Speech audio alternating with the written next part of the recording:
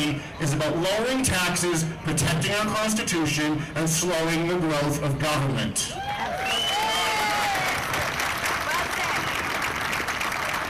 Our next speaker, Jim Wallace, is the Executive Director of the Gun Owners Action League of Massachusetts. Yeah, give it up, come on. Right? He's an avid sportsman, he's an avid gun owner, and Jim also served our country in the United States Army from 1983 to 1986. Thank you for your service, Jim.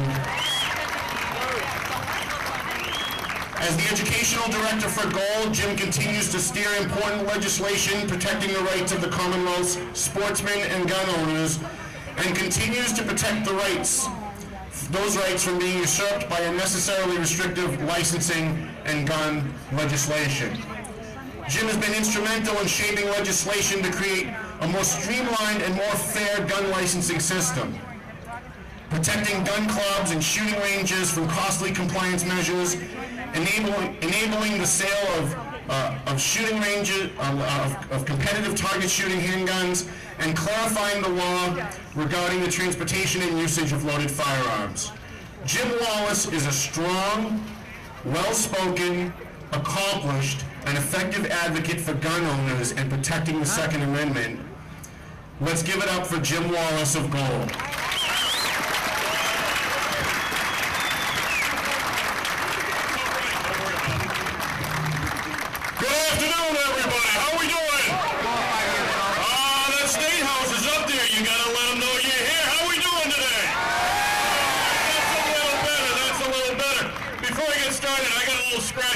So here's one from Marco Rubio, huh? If I were him, I'd buy every bottled water company there was out there and put my name on it. Rubio for president. What the heck, right? Hey, by the way, while I'm up here, if you can all scoot up this way, because I want to get a picture of what a couple of dozen people look like, all right? Listen, folks, we've got quite a fight on our hands coming up. And I don't think it's going to go away anytime soon. And whether it's about taxes, education, the Second Amendment, you name it. But the one thing you can do to help yourself is to make sure that the people you're arguing with don't control the argument. The other day, I was at a couple of debates, and I was referred to as a tired, angry, old white guy. Well, let's look at that. I'm tired because I've been working since I was 13. I'm angry because I see what's left of my paycheck at the end of the week. I'm old because I raised a family and been married to the same woman for 26 lovely years. And I'm right because my parents got together. Now, if any of those things are supposed to negate my opinion on things, somebody needs to explain that to me. And so far they haven't. The other thing that has come up against is what the Second Amendment really stands for. And it's, even though I'm a hunter, hunting is a benefit of the Second Amendment. That's not what the Second Amendment's supposed to be there for. The Second Amendment is supposed to be about us protecting ourselves against a runaway rogue government. That's what the Second Amendment's supposed to be for.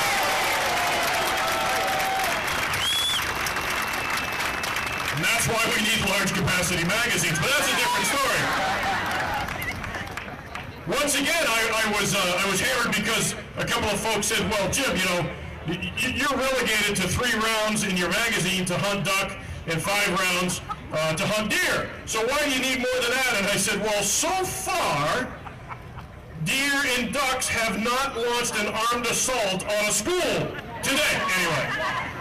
And they have not figured out, using their paws and wings, how to actually return fire. So when they do, we'll address the 3 and 5 rounds for hunting.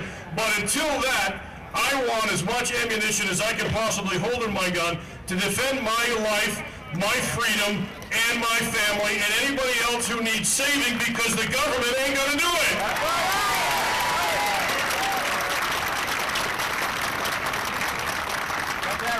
Now, I was asked by these people that I was debating, come on, Jim, you know, the right to keep and bear arms, the regulated militia. When's the last time anybody actually formed a militia to protect anything? You look him right in the face and you say on an airplane, Flight 93,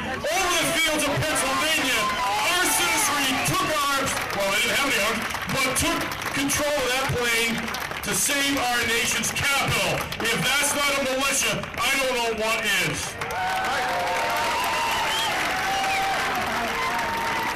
And of course, you always get the arguments too that, you know, Jim, and this one came from Jerry Belair from Stop Handgun Violence. I love debating this guy, he's so ignorant. But he said, come on, Jim, you're always talking about, you know, how the Second Amendment is supposed to be protecting us from our country, or from our, not our country, but our government. And he says, do you really think you guys are going to take on the U.S. Air Force with your rifles? And I looked right down the table and said, who said they were on your side?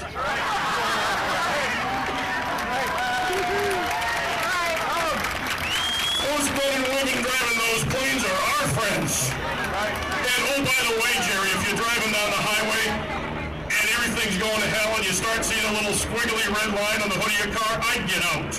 Because something's coming out of the sky you won't like. And that billboard on the Mass Pike is not going to help you when that happens. So anyway, folks, there's a lot of legislation going on up on the Hill right now. There's a lot of legislation going around the country. Notice the one thing, though.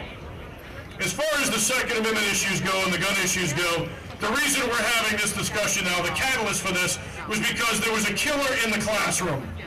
We lost 20 babies to a psychotic killer. And I actually debated a professor at Boston University who said, technically, that person was not insane, he was just a cold-blooded killer. I'm not a psychologist, but something's wrong there. If you're a cold-blooded killer, I think there's something wrong upstairs. But maybe he just wants him to run for office, I'm not sure. But anyway, if you look at all of these conversations we're having, it's because there was a killer in the classroom. If you look at the government's proposals, whether it's the White House, Congress, Senate, Massachusetts, local, there is not anything in any of those proposals that deal with the killer in the classroom, period. They are all about restricting our civil rights, not dealing with the human criminal element that needs to be dealt with so that we are all safer.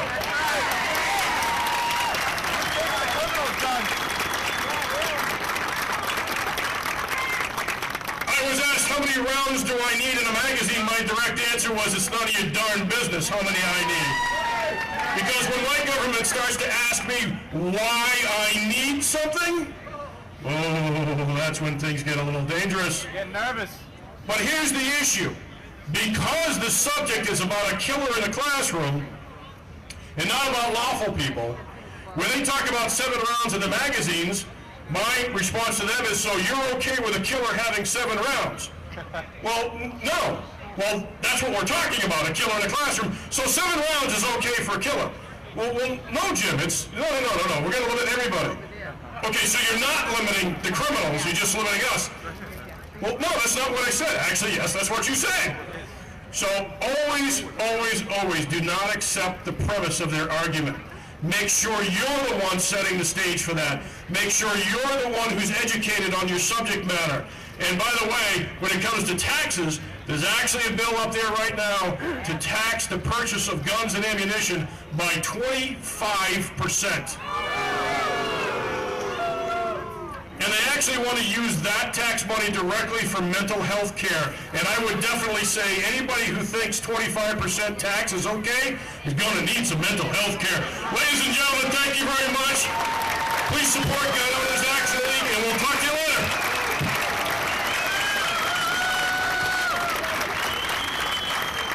Let's give it up.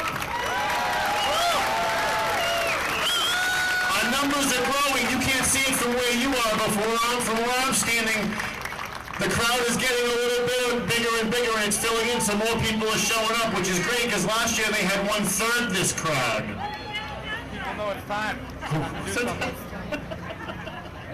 Very good. Our next speaker, Paul Craney, was appointed the Executive Director for Massachusetts Fiscal Alliance in February of 2012. Massachusetts Fiscal Alliance advocates for the right of center economic, fiscal, and good government issues.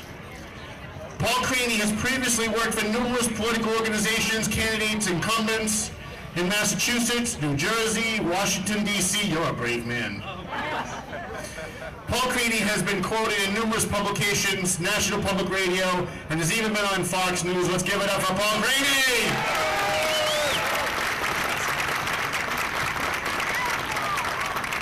It's quite a description. Thanks, Tom. Before I talk about who I am and what my organization is, I just wanted to take some famous quotes from our elected leaders and from Margaret Thatcher. She recently passed away, and just kind of compare them. So Margaret Thatcher said, "Don't follow the crowd, let the crowd follow you." It's pretty wise. She said, "You may have to fight a battle more than once to win it." That's pretty good. Something that applies to today in mass politics, she said, "Do you know that one of the great problems of our age is that we're governed by people who care more about feelings than they do about thoughts and ideas?" Yeah. It's very true. Let's just compare that to what Governor Patrick said in 2010 in October, right before the election. He said, "If the voters vote in that way, then I don't think we have any choice but to respect the will of the voters." That's not bad either. Unfortunately, today he's proposing a $19 billion tax hike for our children and our grandchildren. How quickly he forgot. Not to be outdone, the Speaker of the Massachusetts House of Representatives said just about 10 days ago, "I don't want to hear that we don't vote for taxes, because we do." And not to be outdone, of course, the Senate President said this week, "We just sent the governor a package, which is a little different, and they have it. I bet you haven't seen it." Only in Massachusetts. I'd much rather take what Thatcher said in the 1980s than what we have in Beacon Hill.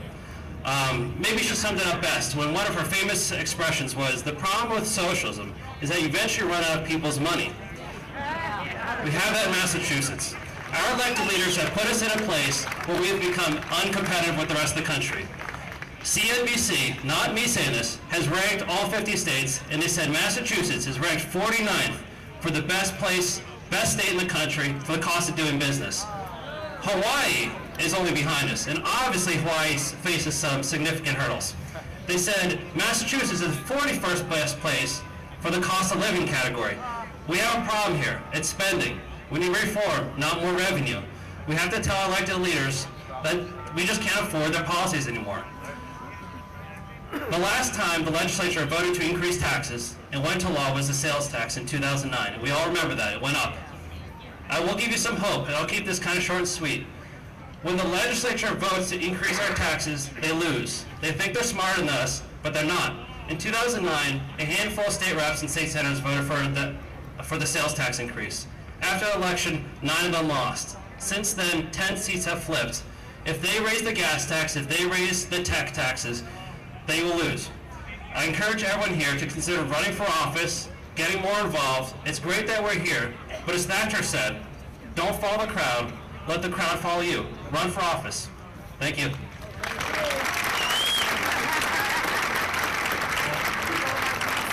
Great job, Paul Creedy.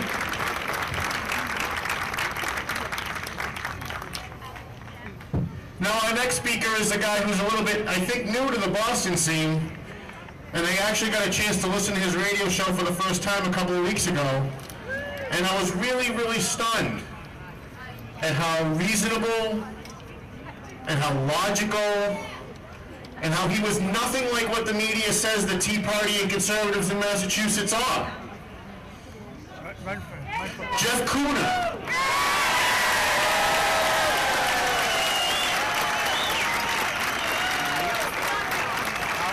Wow. Jeff Cooner?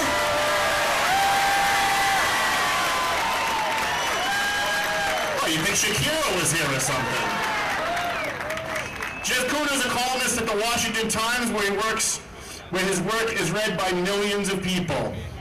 He is the president of the Edmund Burke Institute, a Washington-based conservative think tank. Before getting into journalism, Jeff Cooner was a professor of U.S. history at McGill University in Montreal, Canada. Jeff Cooner and his family now live in Boston. And he's affectionately known by most of us as the Boston Bulldozer. And the best part is, he's a daily host of the Cooner Report on 680 AM WRKO.